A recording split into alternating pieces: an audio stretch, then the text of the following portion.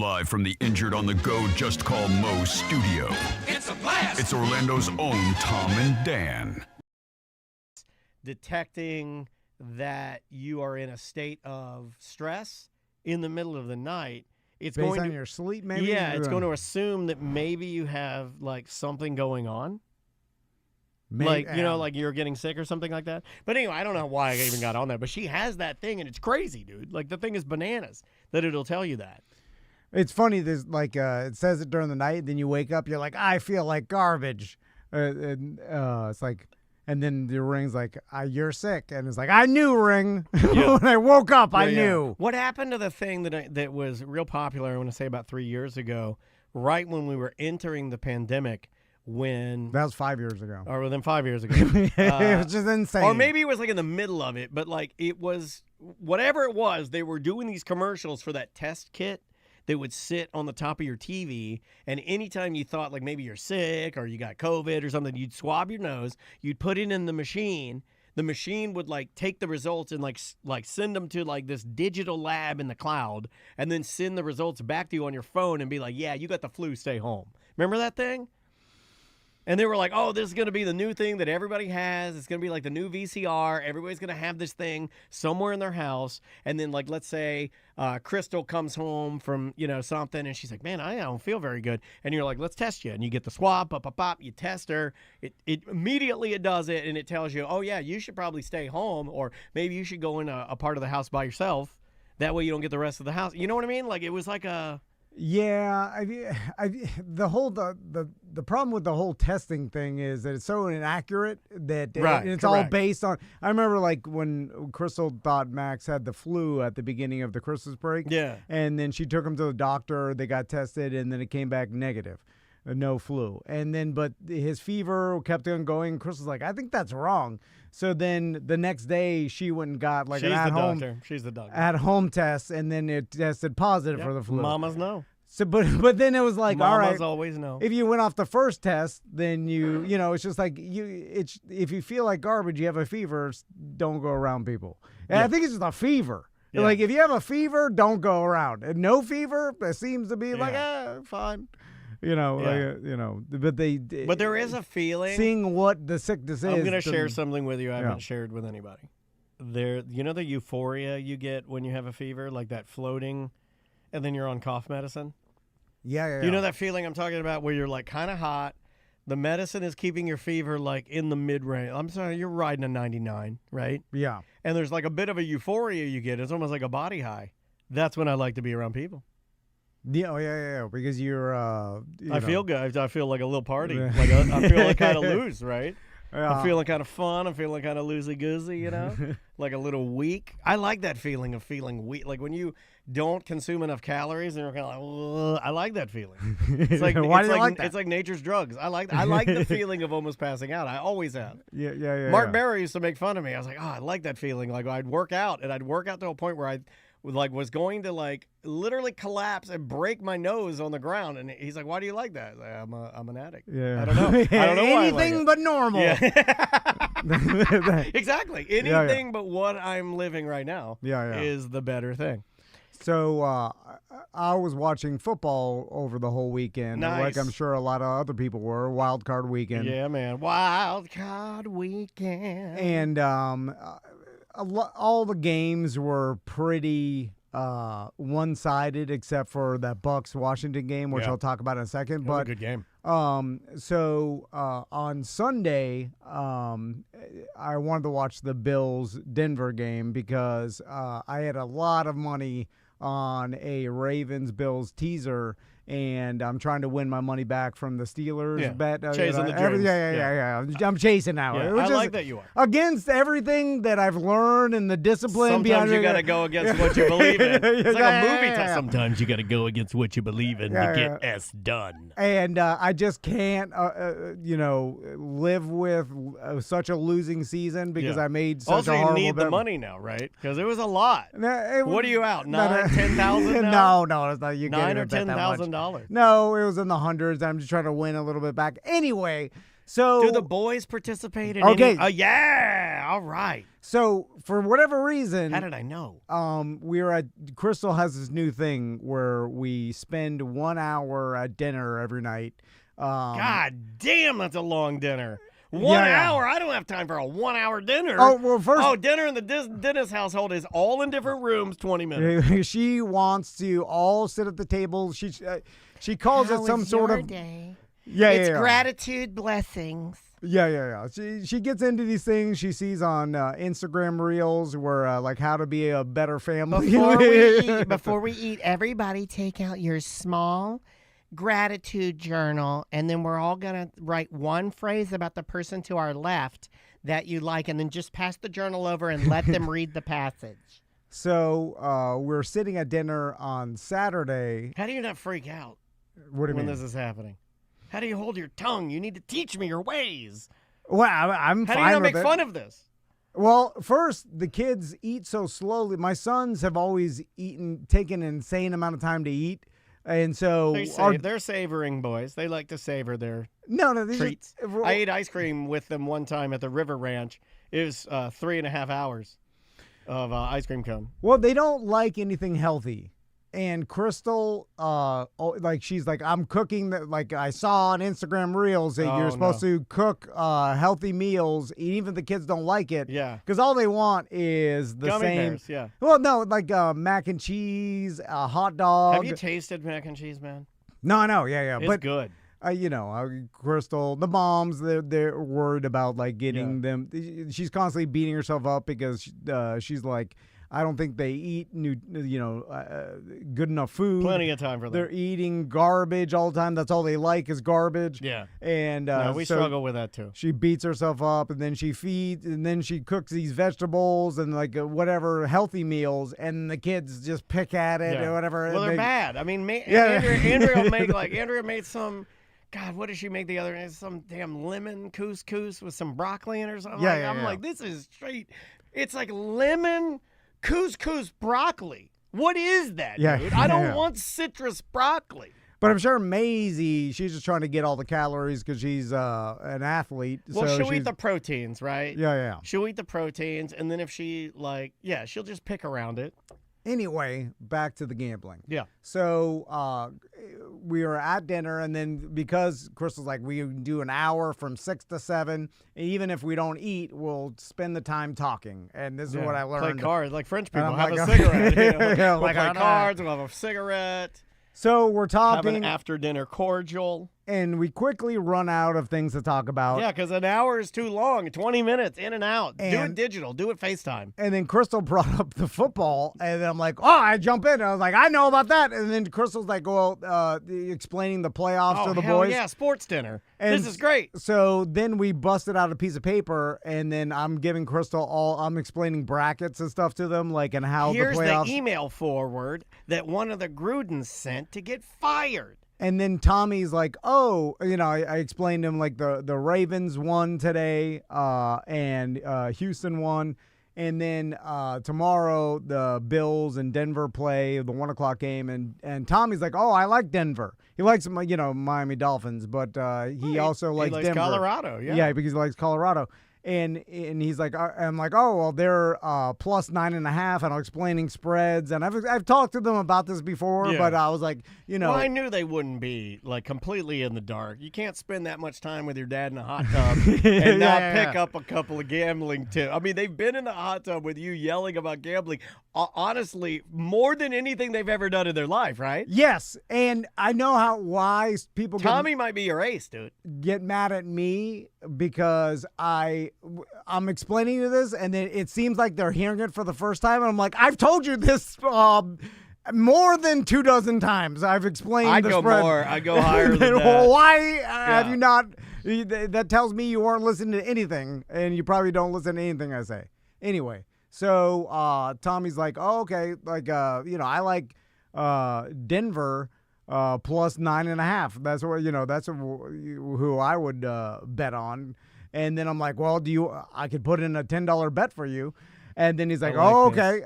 And then Crystal's like, don't start this, whatever. And then I mean, look, we were in silence. Now we're having a conversation. What do you want here, man? I'm trying to invest in his future. And so he's like, oh, okay. And then and if he loses the 10, he's going to learn a lesson. And then he's like, oh, so I bet $10 I win 10. I'm like, no, you win 9. This is the vigorish. And I started explaining how the vig works. Yeah. And it is a little confusing. Look, I'm 48 and it's confusing to me. Yeah. It's like it sounds crazy, the little words and yeah.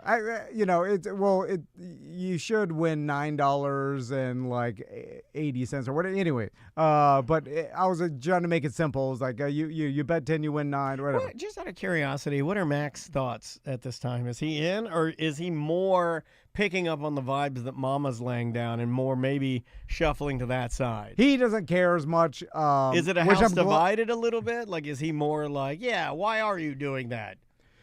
No, he'll watch football and be into it, but just Tommy. More like me, for the stories, the emotional stories, the winning, like the loyalty to your team, go Falcons, that kind of a thing. Max is more emotional, so he gravitates towards his mom because she's emotional. Sure. Tommy's unemotional, gravitates towards me. And that's kind of just, it's kind of cool. You each get one. But it's not really even like that. It's just the personality types. Anyway. So he's kind of into it, huh? So not really. I mean, so we talked about that, and then all of a sudden Sunday comes, and I'm watching the Bills game on the patio, and then Tommy comes out at the beginning, and he's like, "Oh, it's on." Yeah, I'm like, "Well, yeah, let's watch it." It's got to make you feel good that he remembered and he was like, okay, it's happening. So I was excited that Tommy's watching this game and he's got a bet on it now. Yeah. I've waited a long time for this. Right. I've waited a long time for my sons to be interested in not only football but gambling, even though they'll watch football games with me, but they don't really care about the result as much. Sometimes the Dolphins are playing and they know that it's like... They might. They don't care about the Dolphins. Like, see, I have full-on indoctrinated Maisie into wearing red and black. Even yesterday, Falcons weren't even playing. She's red and black. We're we're a Falcons family. I got them. Like Tommy's got a Miami Dolphins hoodie now. Nice. Max has got a T-shirt. You have to we do wear that. it together. You have to do that. So I'm indoctrinating them into the sports team, which is a fun thing to do actually, because you're like they like it only because of me and the indoctrination. I control this. Yeah, they like and this will stick forever. Like, if you do it hard enough, like, they'll never change. Oh, I'm doing it. Yeah. Like, it is like you're putting Jesus in them or whatever football team you want. Yeah. Except it's Bijan. Yeah. 100%. And so that's a fun thing to experiment with humans and their psychology. And even if they don't know what's happening, like you score a touchdown and you're like, and then they go, they don't even know what's happening. Yeah. Indoctrinating kids is fun. It is fun. Because it can get out of control. I can, like in cults and stuff like that, I get it, but just a little lighthearted, influence, I think is good. You start thinking you could go real far with it. Like you can, you could ruin their lives. Yeah. That's power. Well, there's nothing I've ever wanted to do more than stunt my own daughter's success. Through a series of jigsaw-esque pranks and long cons. Indoctrination. Long cons, jokes. Some of them even just like silly little pranks that she'll find out later. Jokes on you. Because if you do it young enough, it'll be so ingrained into them that it'll take years of psychology. And let me ask you this: is it really damage? Therapy? Is it really damage if you're dead? I'm talking about me. Oh yeah. I'm talking about me. Anyway, so dark. The Bills-Broncos game starts, and I'm trying to... What's up with the Bills trying to kill all of their players? Like, they're always got somebody dead on the field. The Bills always have a player. Rough sport. Yeah, but the Bills specifically always somebody dead on. Every time I'd get up to go to the bathroom, active bladder, I'd come back and there'd be a new Buffalo Bill dead on the field. I know. Every time I see Hamlin still playing, I'm like, God, it reminds me of how wrong I am. So good, better than he's ever played. And some are saying that even the accident is what really kicked his game into the next stratosphere. If your heart stops for like 38 seconds, you're better. So I don't want to tell Tommy that I have this huge amount of money on the bill. Like they need to win by Why not? by more than 3. Why do you want to bring him along? Because I want to be on the same side. He's rooting for Denver, so I want to root on the same. I don't want to root against them, especially the first time betting. A little lighthearted, Okay, I see what you're saying. I want me and him to bond over this. I got you. So I don't tell him about my Bills bet. I'm it's like Maisie liking seafood. The fact that it happened is like such a win for me. Like there's nothing that makes me happier. Even if there was some piece of seafood you didn't like, you would eat it just 100%. if she liked it. I do that now. Yeah. You wouldn't be like, oh. We go to some Vietnamese restaurant and then Andrea will get some squid pie or something and I'll just choke it down because I want her to be strong. Yeah. So, I don't tell him, like, I'm like, let's root for Denver or whatever. I love that your boy is changing your gambling habits. So, Denver scores. I was watching. And it was impressive. It was impressive. And I was like, God damn. It was impressive. In my head, I was like, oh, no. Because all I could think about was like, oh, my God, this is going to be a huge upset. Yeah. I'm going to lose again. They were even pull out the little trick plays. That one really didn't amount to anything, but they were pulling out the little trick plays. I'm like, they got a shot here. Yeah, fake punt. Yeah. And then they're like, Sean Payton's at it again. And I remember us watching that Super Bowl, Jimmy's house, where he made us stand up for the national anthem on TV. And I remember when Sean Payton did that onside kick in the Super Bowl. And it was completely out of nowhere coming back from halftime, and they recovered it, and that was the reason they won. And then I was like, oh no, it's happening. So inside, I'm like, this, I can't believe this. Yeah, the first game my son's bet on. Bo Nix is juggling apples. Did you see that? Like before the game, he's juggling apples and laughing. So then, of course, Denver scores, and they start coming back, and then I got out of hand. And then now inside, I'm relieved. I'm like, oh, thank God! Like I can't win. If I lose this, I'm going to be financially ruined. But you're heartbroken. But then I'm watching my son slowly lose his bet. Right? Did he get like how? If you and then I saw him like start rationalizing stuff like I've done. What was he saying? What was he saying? Well, when Buffalo was up like 21-7, Tommy starts saying, well, if they score again, I'll still win my plus 9.5. Like all they need to do is stop. Like that sounds like his dad. Yeah. That sounds like. Hold on a second. That just rattled. You rattled my bones a little bit. I got a little goosebumpy. And then I'm like, oh my God, he's doing what I do when I lose these bets, where I start playing out scenarios. Like, okay, well, I start if they just score one more touchdown and get 2 more stops. Let me jump in my future predictor here. And then I'm watching him watch the game being tortured. Bo Nix can't do anything. Josh Allen takes it over, just playing ridiculous. The very first run he had that was kind of the momentum turn. And he's just running like a robot man down the field, and nobody can do anything to him, and he's just having his way. And then I, of course, after it gets to in the 30s, and they're was he still watching though? See, like this is is he still with you, kind of taking it in, or is he losing interest, or what's he saying to you? It's funny because he's naive to football, so he still was holding out hope in the greatest. I still hold out hope. Just like every degenerate gambler, you start playing out absurd scenarios. Well, you may still win. Because that's the best part. Imagine if you were a Patriots fan and you got to be on the opposite side of when they put the flip on my Falcons in the Super Bowl. Yeah. Imagine how that felt, because I know what it felt like on the opposite end. So put Tommy. I had money on the Patriots in that Super Bowl. Yeah. And it felt insanely good. It's got to feel crazy good. Because you go from 0 and then you come back and you win your bet. I mean, like being at that Magic game when Cole Anthony. 99% chance you lose and you come back out. Yeah, December 21st. I'm there. Cole Anthony puts on a show against the Miami Heat. We're down 40. We come all the way back and win it. I'm squeezing Maisie and crushing her bones. It's a great thing. Anyway, so I'm watching him start playing out scenarios, and then there's like 2 minutes left. I'm like, son, you lost your bet. So here, have a White Claw. So then he went and got his wallet. And then he's like, all right, he's like $10, and then he's looking through his Christmas money, and he's looking through it, and then he pulls out two fives. Hey, rules are rules. And then he pays me. Yeah. And then you got to take it. It'll mean more. I did. I know. I took you it. I gotta was take like, all right. And then but I knew it was a valuable lesson, but it crushed me inside. And then that $10 in my wallet is weighing on me. I drove to work thinking about that $10. Yeah. I'm like, you piece of ass. Even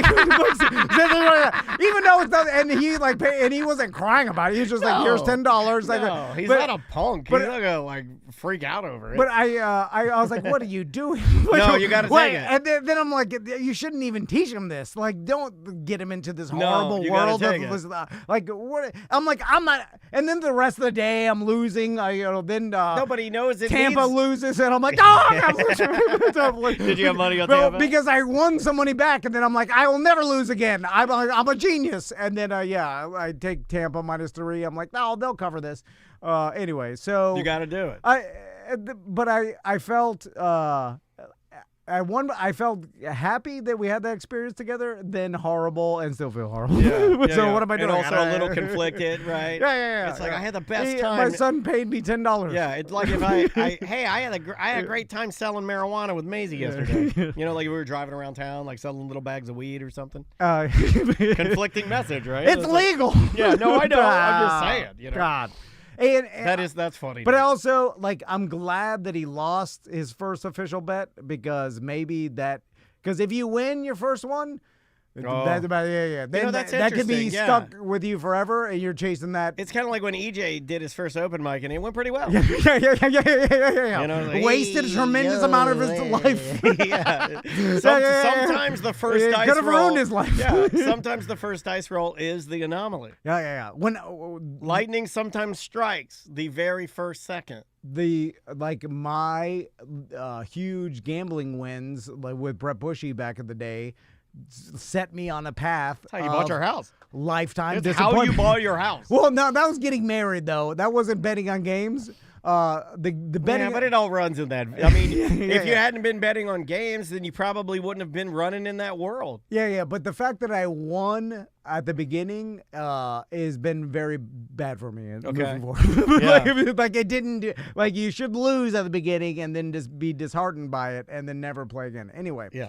I have a theory, and tell me if you think this is right. So, remember when Mike McDaniel became head coach of the Miami Dolphins, and I made the joke of he's too skinny, nerd, and he's not. He looks like that wide neck guy that's on that dating show. Do you know what I'm talking about? Mike McDaniel, current coach of the Cowboys, right? No. That's Dolphins. That's Mike McCarthy. Mike McCarthy. I get the Mike mixed Then there's up. McDonald that is the coach of the Seahawks now. Yeah. There's too many Mike mix. Too many Mike mix. There's too many of them. Yeah, I know what you're talking about now. Nerd. Yeah. Nerd with glasses, and the whole joke is he turned into a South Beach drug dealer now. Yeah, he's got the greasy hair and gold rims on glasses. He looks ridiculous. And he wears capri pants. Yeah, he looks stupid. So there's a lot of rumors that the players don't respect him. And that players are showing up late, and he's having to find them, and the NFL is finding some players. That's one of my greatest fears. People don't respect me. Then I got a clear house. And so when he first got hired, I made this joke that he doesn't look like the stereotypical coach, and you need that gruff old man that we're used to as NFL coaches. But we're starting to get the younger guys. Yes, and then a lot of people push back, and they're like, "No, Tom, you're an idiot." And the NFL is going younger coaches. Look at all these younger coaches. Well, McVay. Raheem Morris looks like Blade. He looks like literally looks like what's his name? Wesley Snipes. Like a good-looking black guy. And then, of course, you've got Minnesota's coach. He's young, and Green Bay's coach. He's young too. Whatever. And so he's the Green Bay's coach is the fastest. He's the number 6 on the most wins in the first 5 years of your career or something. Yeah, he's a stud. That guy's kicking ass. Now, Green Bay is kind of weird because their whole franchise is run it's a public. Yeah, it's owned by the season ticket people, holders. Yeah. So it's kind of run more like a corporation. So it's that is a little bit different. Anyway, people in Green Bay throw that in our face a lot, and you know what? I'm too stupid to understand how much value that has. So I don't care when you tell me that. Like, I own part of the team. I don't care. Also, Green Bay stinks. Yeah. It's cold as hell, and there's nothing out there. Yeah. So take that. Jordan Love got that. He got that funny bone. Yeah. He got that funny bone. That's the Didn't worst do thing well. you can hear. Is like, I turn on the TV, they're like, and Jordan Love cannot feel his hand. Yeah. I'm like, well, that's not good. Now, even though the Eagles won, this kind of goes into Nick Sirianni, who's the Eagles coach, and he's gotten a lot of flack too. He's kind of younger, and it doesn't look like the stereotypical old gruff. Yeah, he's like coach. a bald. He looks like Seth Petrozelli a little bit. And during that game, all of a sudden they focus on A.J. Brown. He's on the sidelines, and he's holding an inspirational book. Right? Yeah, he was trolling, right? So I don't know, but I didn't think that was real. I'd slap that out of your hand. We're playing football. yeah.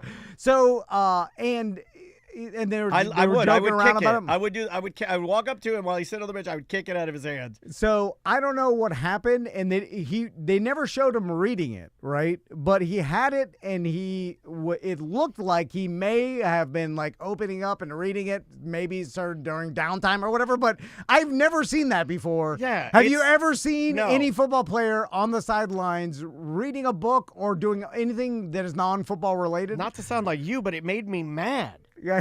I'm like, get that out of here. It's like when Will Ferrell at the hockey game pretended to be Buddy the Elf again, and he was smoking cigarettes and drinking beer. Yeah.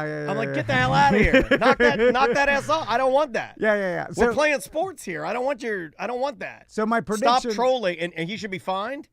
He should be fined for doing it. Don't troll. Well, that's a coach thing, and then that told I me. shut that down fast. I'd rip his book in half right in front of him. Well, I don't think they respect Nick Sirianni either, and I don't know. And it told me that if in this games tonight, so we need to be focusing on the game we're playing, not reading a book. If Minnesota wins tonight and they play the Eagles, They probably are going to win tonight, right? I'm going to bet on Minnesota against the Eagles because Not focused. of that book. Yeah.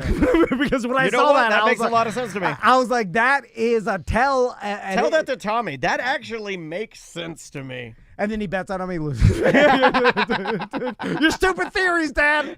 Stop it. Well, but okay, well, follow me here. And this is not something the chat room has said. This is something coming from me. Yeah. This might be your way out.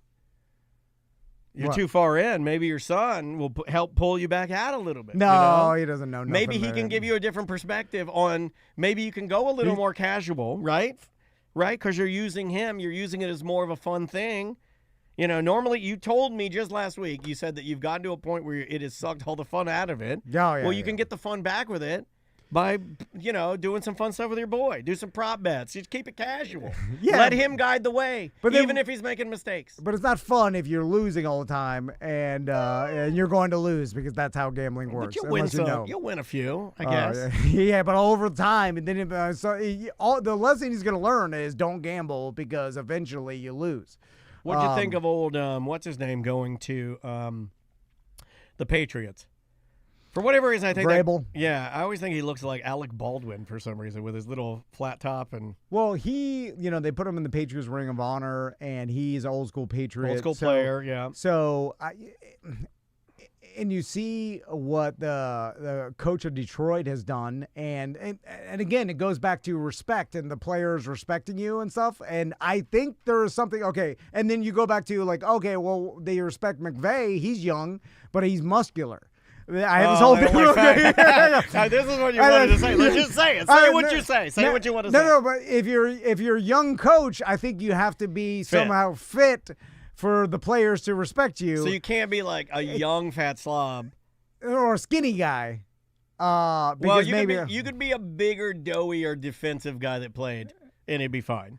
Yeah. Well, Vrabel's a giant. So anybody that played is fine. Yeah. Yes. Oh, yeah. Former You're good. football player. Yeah, you're but good. If you're not a former football player and you're not a workout dude, you may have some problems. tough time. You're gonna get bullied. Yeah. So or my- they your- just don't so- respect so you. your theory, Sirianni. your theory about Mike McDaniel really has very little to do with football and has very much to do with the fact that he's a nerd and he tried to look cool and it's too try hard and all those guys in Miami are like, F this try hard.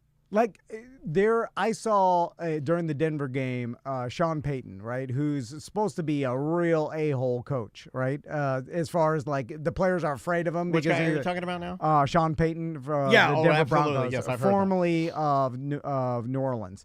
And when that play, I think it was their running back, their Denver's running back. They were on 4th and 5 or whatever, and he got pushed out of bounds with like half a yard to go, and it didn't look like he tried his all just to make it the first down, and that was the end of the game, right? Yeah. And the coach was like, Sean Payton was mad, and then the running back was behind him with like, defeated, like, oh, I'm sorry, like he was saying, like, it looked like he was the kid and the coach was the dad, and the dad was disappointed in him, and then the running back like had the look, the body language, like, oh, I'm so sorry, like, like, and I'm like, I don't think that happens to the young nerdy coach. It happens to the old gruff old man coach, because he is a father figure. Yeah. And it seems like the same thing with like Tomlin or whatever. They like the coaches or the players respond more to that gruff father figure type. Yeah. When it comes to the head coach. You're touching on something that drives me crazy in sports. One of the reasons why I don't think that my team, the Atlanta Falcons, are doing well is exactly what you're saying. I don't think we have a coach with any consequences at all. I think our players just go out there and fill their position and just do their job. He's there and he's doing his thing, but how much influence does he actually have? I want like an Andy Reid. I want somebody that like they value his opinion, so they want to do well for him. Yeah, like a father figure. Right, and then if they do poorly, right, his disappointment actually means something. There is value to it. I don't think we have that in Atlanta. That's why, I don't think there's any like. So what sucks is I kind of feel like it's going to be up to our players to win more games. I don't even look at our coach and be like, well, Raheem Morris is going to do anything for our franchise. Yeah, I don't. You know what I mean? Like I don't. In fact, if anything, I look like he can't manage a clock. He doesn't know what the hell he's doing. So yes, I think maybe because you and I've been on this quest at least end of last year to end of this year, or what do coaches really do? And we can't put our finger on it. Especially, I can tell you what they don't do. Non-play calling coaches. I'm not talking about play calling coaches, like the coaches that that have nothing to do with the offensive coordinator, defensive coordinator. You know what I'm saying? Right, right. And that is like, what is it that sets some apart and others, do poorly, some do well. It's like, what do they have? And it's hard to quantify. It's almost like that same spark quality, whatever we're trying to delineate that Brady has when he's on the field, or that certain players have, like Saquon Barkley has, like versus any other running back. What is he? His skills have to be damn near the same as others. And it's just like there's something else that we can't quantify. Yeah, and it's almost like I wonder if that is that weirdness, that's where it becomes a little less scientific, and it becomes more of like this weird unexplainable essence or a personality or spark. And Cole Anthony for the Orlando Magic. Same thing. Yeah. Gets off the bench, goes in, the whole damn team changes. I will say, and this is probably obvious to most people, but I see now that bad organizations continue to be bad, and it seems like they constantly shoot themselves in the foot. You're talking about our show, right? No. Sorry. TNT Media. And I noticed this watching the Bucks Commanders game, which, sorry for all the Bucks fans. I knew a lot of people were out of that game. The NFC although South the best game of the weekend by far. It was a great game. And Baker Mayfield he's legit. He's the guy. He is. Although, and I felt bad for him because they had that fumble after they made an unbelievable stop on 4th and 1. That's on me. Yeah, he was handing the ball off, and it was a mishandle of the handoff. They said he may not have they said maybe he was thinking about running it. And he just got absent-minded or something. They're trying to run a kind of a sweep play, and then the handoff got botched, and he fumbled it and gave it back to the Commanders, and that put him up. Anytime you say Commanders, I think about what is it, Iliad, or like no matter what, I think of Handmaids. And here's why I don't feel bad for Bucks fans, because you went from Tom Brady to Baker Mayfield now, who looks great. He looks awesome. And I would say is your guy until he can't play anymore, because why would you move on from him? What a great place to land. He's brought you to the playoffs twice already. But ask your number one question, why Tampa? Why does it work there? Okay, so you start looking back, and same thing happened with Sam Darnold.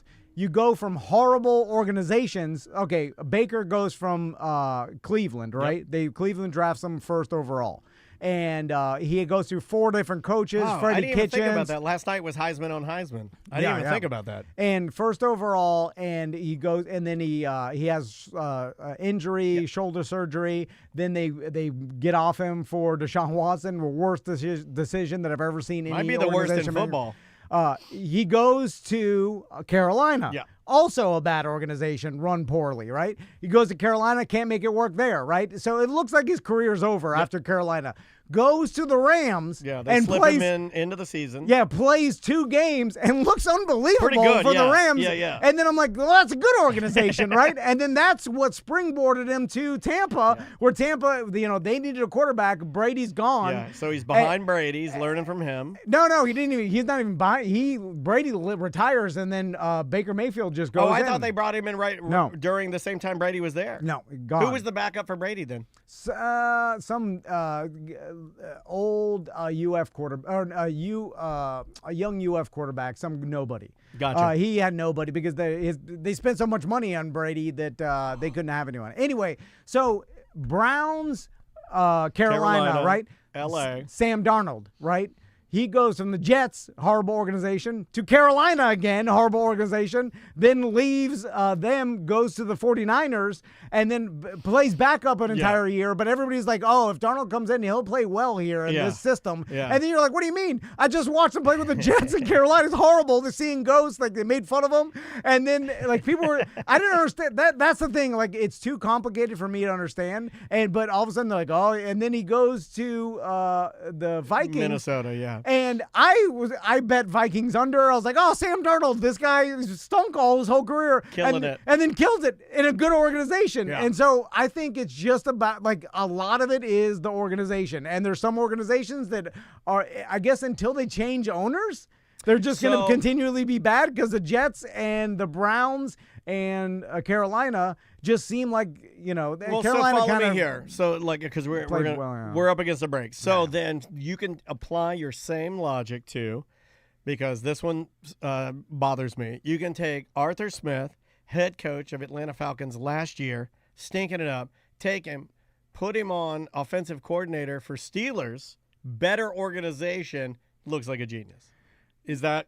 It seems like but I don't know what that means though. What kind of? I think it means every part is just infinite, like or a little bit, like everything is in line. There's no disorganization, right? And maybe the ownership just makes the right hires or whatever. Anyway, it seems obvious at this point. It's like when quarterbacks all of a sudden play horribly and then now they look great.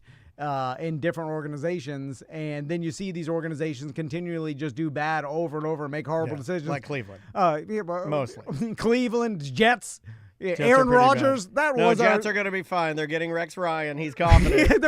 That's a horrible idea, I believe, right? Like that. I wanted to happen. Like, I feel bad for Jets fans. Like, you're getting Rex Ryan back? The guy hasn't coached in 10 years, right? Oh, he did it. He doubled down. They said after...